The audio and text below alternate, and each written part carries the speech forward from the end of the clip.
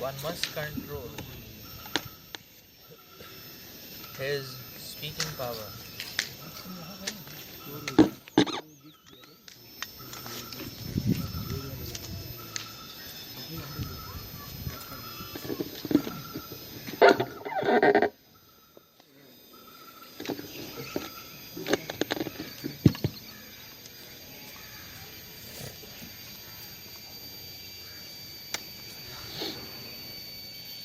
Every one of us has the power of speech. As soon as we get an opportunity, we begin to speak.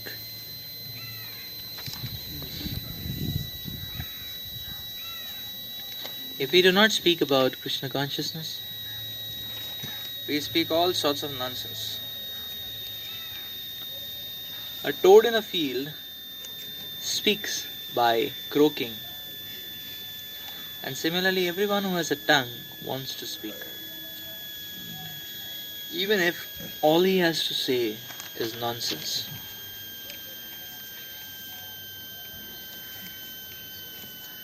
The croaking of the toad, however, simply invites the snake. Please come here and eat me. Nevertheless, although it is inviting death, the toad goes on croaking. The talking of materialistic men and impersonalist Mayavadi philosophers may be compared to the croaking of frogs. They are always speaking nonsense and thus inviting the dead to catch them. Controlling speech, however, does not mean self-imposed silence. The external process of mauna, as Mayavadi philosophers think, silence may appear helpful for some time, but ultimately it proves to be a failure. The meaning of controlled speech conveyed by Srila Rupa Goswami advocates the positive process of Krishna Katha, engaging the speaking process in glorifying the Supreme Lord, Sri Krishna. The tongue can thus glorify the name, form, qualities and pastimes of the Lord. The preacher of Krishna Katha is always beyond the clutches of death. This is the significance of controlling the urge to speak.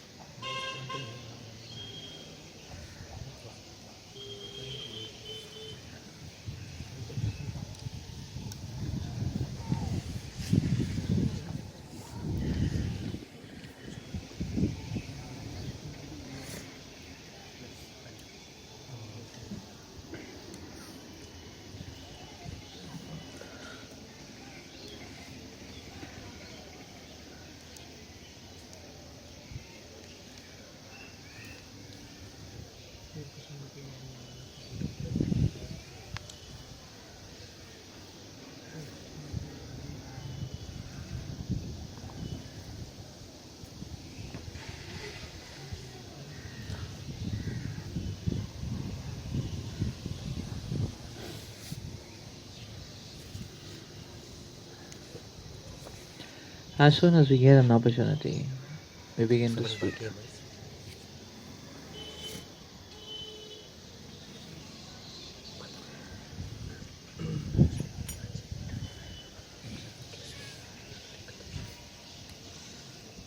Speech is the way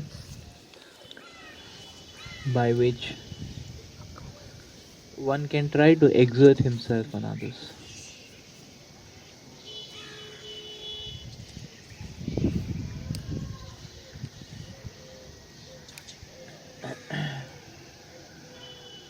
I mean, one can exert one's strength also,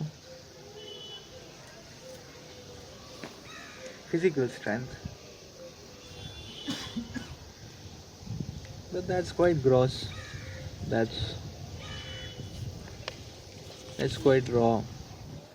But speech, in one sense, is a fine way in which one tries to exert himself or exerts his authority on others.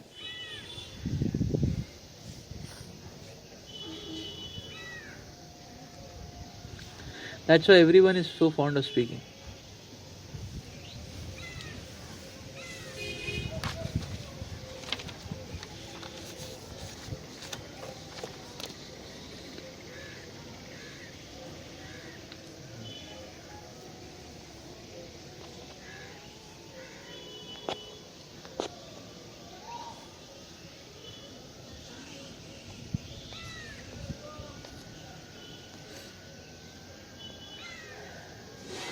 Just like we see that uh, if you ask people to give, people become very reluctant. Nobody wants to give. Taking, everybody is fine. We tell them, okay, please take prasad, fine. Please give donation, not fine. Giving is a problem actually. But there is one thing which people are ready to give, freely, abundantly. What is that? Advice. Free, abundant, as much as you want. Like that. I remember when we were preaching in Bangalore, in IAM. So in our preaching, one common pattern was there. Just like here we see, in KJP, when we do preaching, we see those who are favorable, they will start practicing, start coming for the program. And IAM, the culture was different. So those who are favorable, they will start appreciating and giving advice how you can scale it up, in a systematic manner, like that. So yeah, you guys are doing a good job, like that. Why don't you strategize it in this way and make a whole, model and scale it up, and so that it can make an impactful change in the society. Then I would be sitting and hearing all that bogus speculation and wondering, oh, what are you going to do? So that was a pattern actually. People would not mind giving 1 hour of advice at how your society should penetrate the fabric of the nation or whatever, the globe or whatever.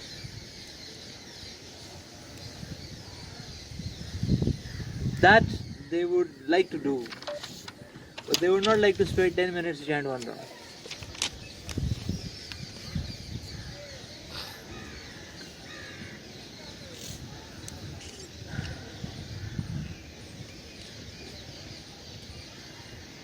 So therefore, before we started preaching, some devotees were preaching, and then devotees were sharing their realizations that to cover device 1, it took them, I believe, 1.5 months, I think. Yeah, 1.5 months, I think it took them to cover device 1. It's completed. So, that is 6 sessions at least to complete the first session. Why? Because any point you raise, then immediately people, immediately they get excited. Say, okay, let's discuss it out first. and that only. And those sessions were not 1 hour sessions. Our devotees were, it was going 2.5 hours per week and then 6 weeks, like that. So why? Because the urge to speak. The urge to exert oneself. That this is me actually. Everybody should acknowledge. Everybody should eulogize. This is me.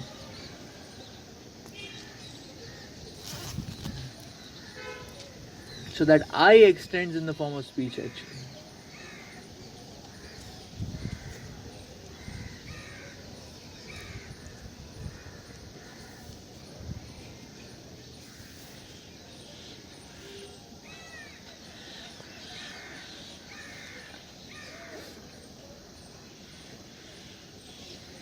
That's how we can say that yes, in one sense, false ego manifests through speech. Is it not?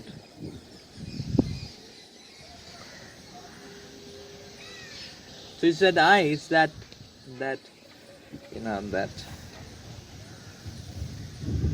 that force, that vega to exert oneself, to exert one's identity. So we can see the same thing. Now somebody says, okay, okay, what about if a person is not able to speak only? What will he do? But we see that with everyone. But there is a certain period of time when one doesn't know how to speak. The first 1.5 years of one's life. But if you observe children, just because they cannot speak, the words are not there, but the tendency to exert oneself is so much prominent, is it not? Children, the tendency to exert oneself so much prominent, like that. That tendency to capture attention, is it not? In whatever broken ways, whatever ways, but that tendency is so strong that you cater to me, don't get tuned off, don't get diverted. That attention-seeking nature of a child is the same urge actually. It's the same urge.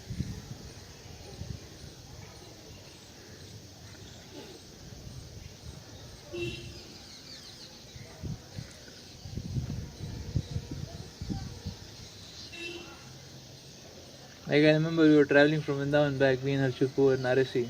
So in the morning we were chanting, 4:30, 5 o'clock or so, 5:30 or so. So in the next, that sixth berth compartment actually. So on the ground floor, on the ground berth, lower berth, one child was sleeping. He was sleeping with his younger brother, both of them, like that. So sleeping, and on the opposite berth, mother was sleeping. Mother. So two children. So this child might be around 7, 8 or something age, like that. So while sleeping, what happened is that he fell down.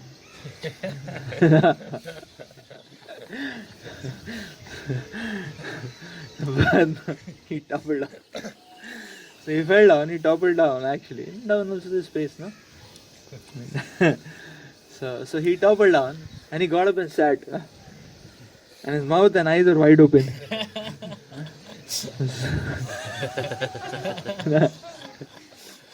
And he was looking around.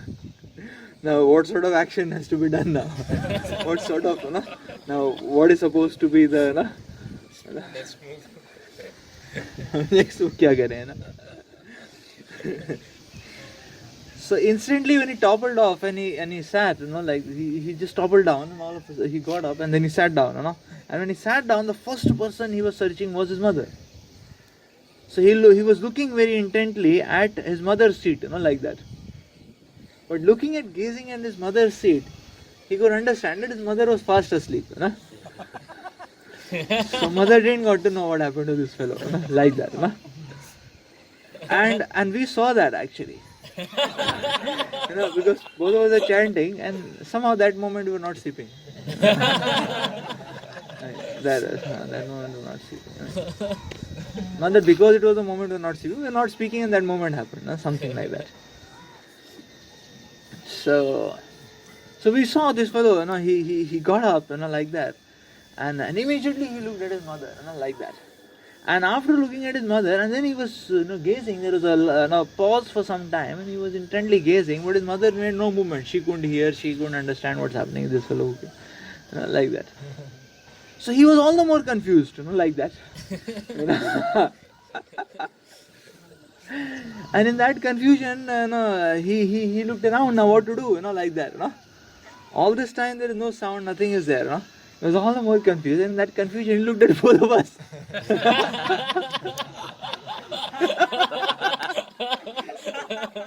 And both of us were laughing like anything.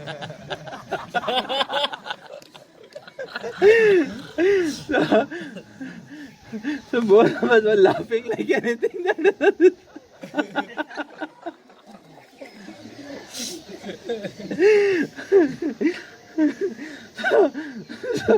So with his big eyes and his wide mouth was looking at us and we were laughing. Like that. Then he again looked at his mother, made some face and looked at his mother. Mother, no reaction, like that. Then he again looked at us and we were laughing. So then what he did is that he went back on his berth. He took the blanket and slept.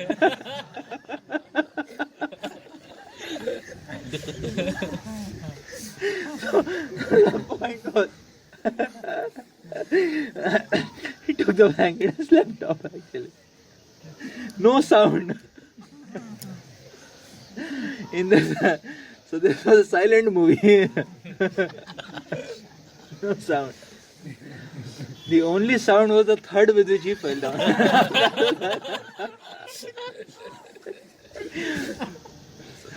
I mean, if you're chanting and sleeping, I think the thud was enough to wake you up also. It's a big thud, no? The child falls. Yeah, must be 20-25 kgs, huh? So like that. Now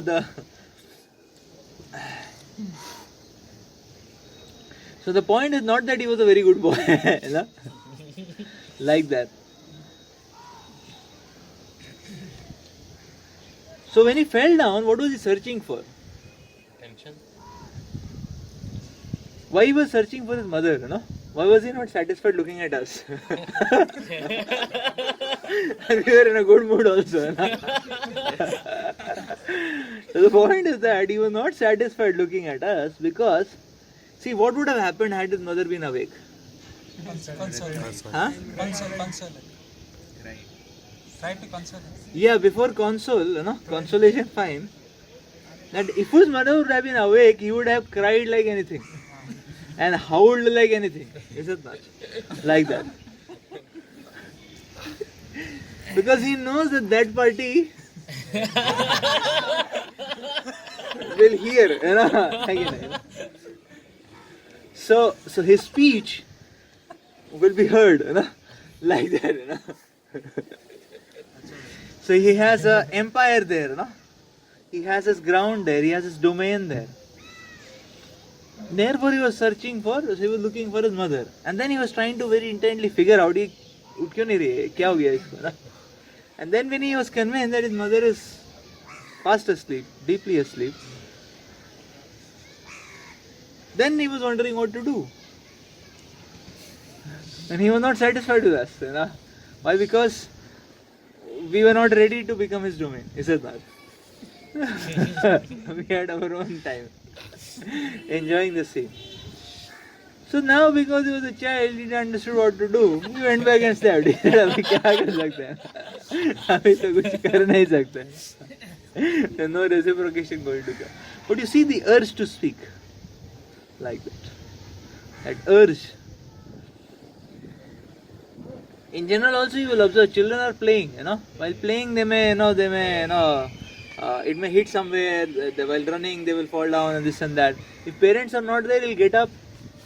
Continue, like that. Oh, if father, mother is there, this will, he'll start, Yeah, you've seen how much, the urge to speak is watch away, nothing else, is it not? The urge to exert oneself.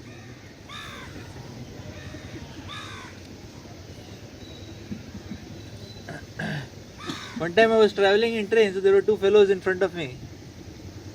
And they were making, signals and, they were making gestures to each other, nodding and this and that. And I was wondering, kar kya rahe hain ye log, like this, they're doing. And laughing and doing this thing, that thing. So I was wondering what these people are doing, like that. After a while I understood, इनका कुछ परेशानी है लग रहा है life में, So these two are dumb people actually. But throughout that 1.5 hour journey, they kept on doing something to each other, showing something and laughing and then showing something to each other and all that. The whole 1.5 hour journey, that is what they were doing. I got fed up, seeing their gestures and all that. So much urge to speak, to exert oneself.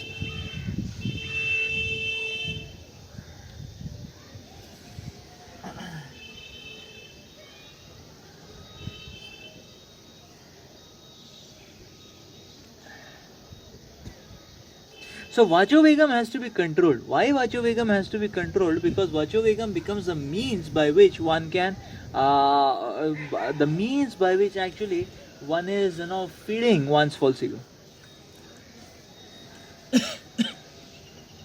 Therefore, Vachovegam has to be controlled.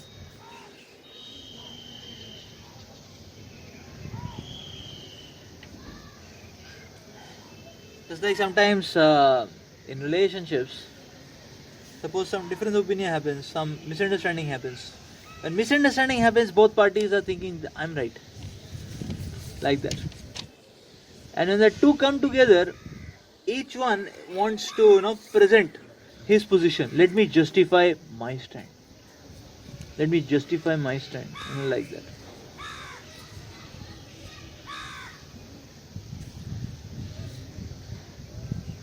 That urge to speak. So to the degree this urge to speak is there, to that degree in one sense one is blinded by his own world, is it not? To that sense or to that degree, one is not able to see that there is a world which exists beyond it. To that degree one is in his own well, the frog in the well, no? Or the toad in the well. Prabhupada was talking that toad is croaking and saying, death come and eat me, To that degree, one is blind actually. But if one wants to, if one puts a control over this Vachovegam, then to that degree it facilitates hearing. And when one hears, then one's perspectives will open up. So when perspectives open up, then one can understand that yes, there is a world beyond my will. That's the point, actually. That is the idea.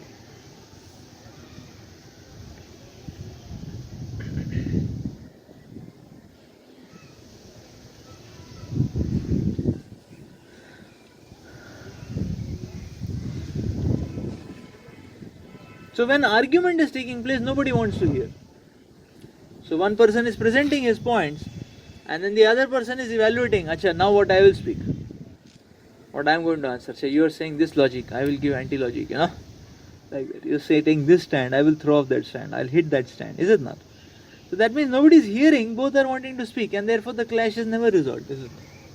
You might have had this experience. And sometimes if you have just tried to hear the person with a neutral mindset, like that, then immediately after hearing that we get the feeling that okay, he's not all that bad.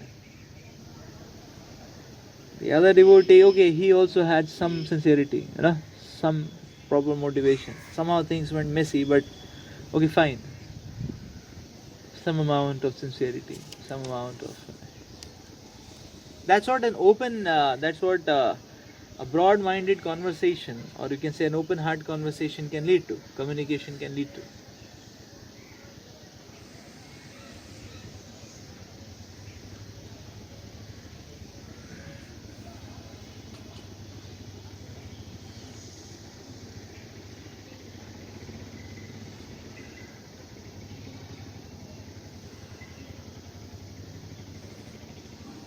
Just like you see many times new people, when they meet devotees, then they are like a chatterbox. They want to speak so many things. But we'll observe till that time they are in the speaking mode, they never improve in their lifestyle. They remain the same person still. So they are only using a devotee as a dump yard for their own nonsense in that sense. But only when a person stops, keeps shut, and starts hearing, then there is some question of improving one's lifestyle. Then there is some question of transformation which creeps in, is it not? According to the publication of the false ego, all of us are very advanced devotees. Everybody is an advanced devotee. But only when one puts aside that publication, then one really understands that yes, I have a long way to go. Is it not?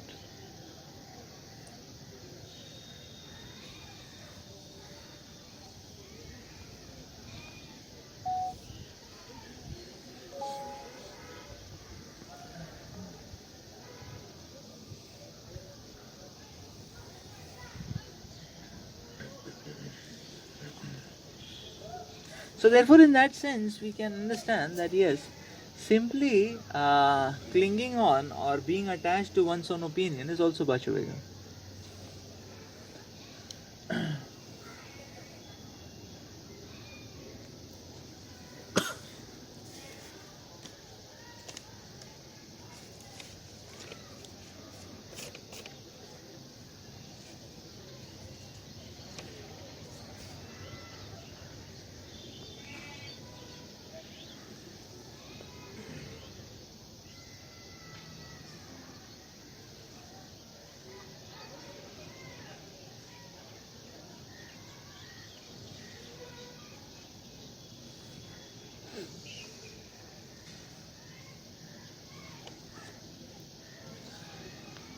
So when Vachavekam is checked, then a devotee becomes mature.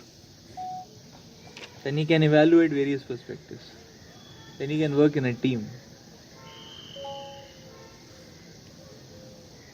But as long as a person is being driven by this wave of Vachavekam, then he cannot work in a team. Then he can only exploit. Nothing else he can do.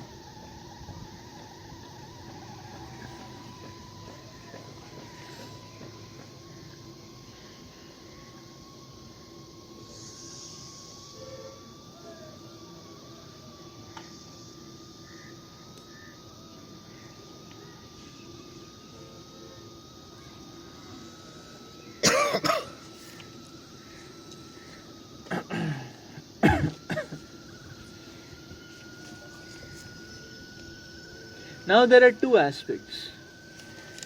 One is silence. So silence is like system reboot, is it not?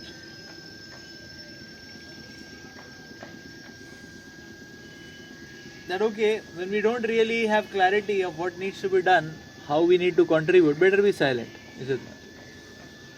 Rather than blabbering something meaningless, better be silent.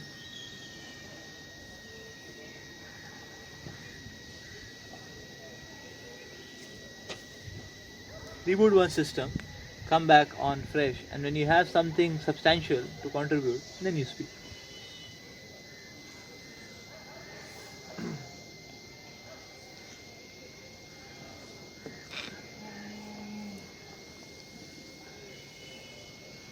That's one thing.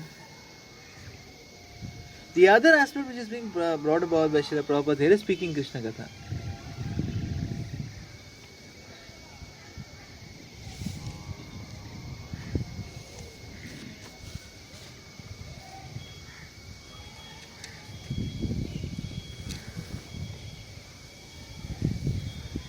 So silence is recuperation for the time being, and Krishna consciousness is healing. So speaking Krishna Katha is healing actually. Because when one is speaking Krishna Katha, then also actually one is subjugating oneself to a track, an auspicious track, but one fixed track, is it not? The mind is not allowed to divert here and there. But that track leads to purification as well.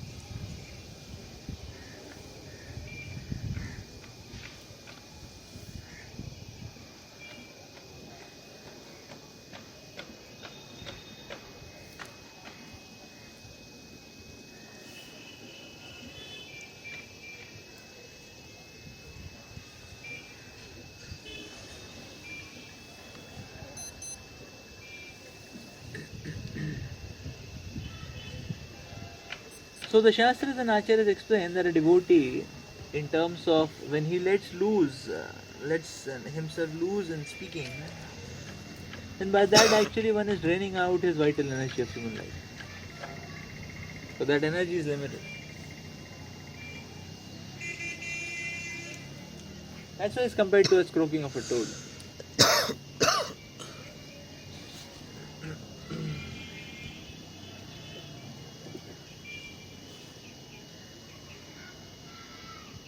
So drainage is not an important parameter.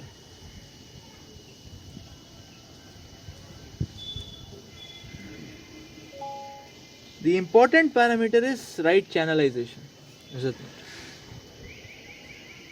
The speaking power has to be rightly channelized into a productive domain. Not that simply Gramakatha, simply bhatting.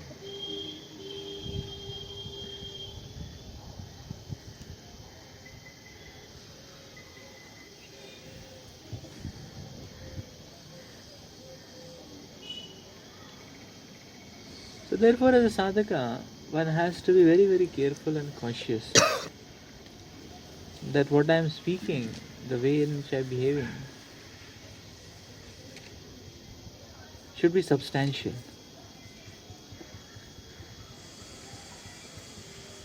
There is no point in simply voicing out an opinion unless we are really sure that this opinion is solid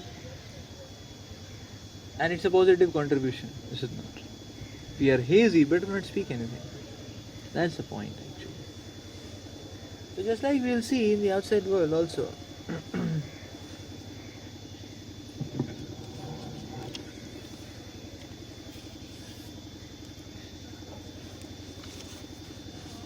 When people have to speak, then you'll see many times and people prepare themselves for a long, long time, is it not? Just like say a debate competition, a debate or an extempore is only 3 minutes, 2 minutes presentation. But a person may be practicing himself from weeks and months, is it not? Similarly, politicians, they prepare their speech and come. Why the more prepared, the more substance. The more substance, the more impactful, is it not?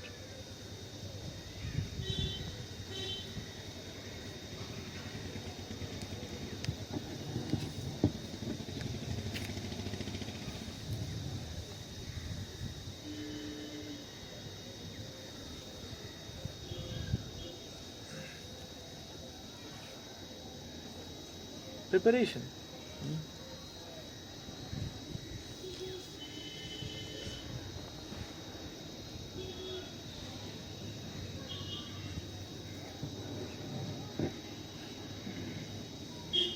So the sadhaka, therefore, we need to understand that you see, our moves should be substantial, should be loaded with spiritual substance. So therefore it's best to act when we are confident that we have the spiritual substance, right? Yes, Krishna consciousness is not complete without activity, but that activity has to be loaded. Then the activity has impact, is it not? Therefore you will see, we will be able to do good justice in preaching seva when we prepare for our preaching seva very nicely.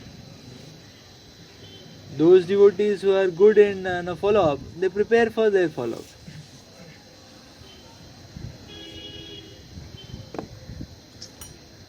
We have all the right ammunitions, all the right guidance, is it not? So it all becomes a matter of preparation.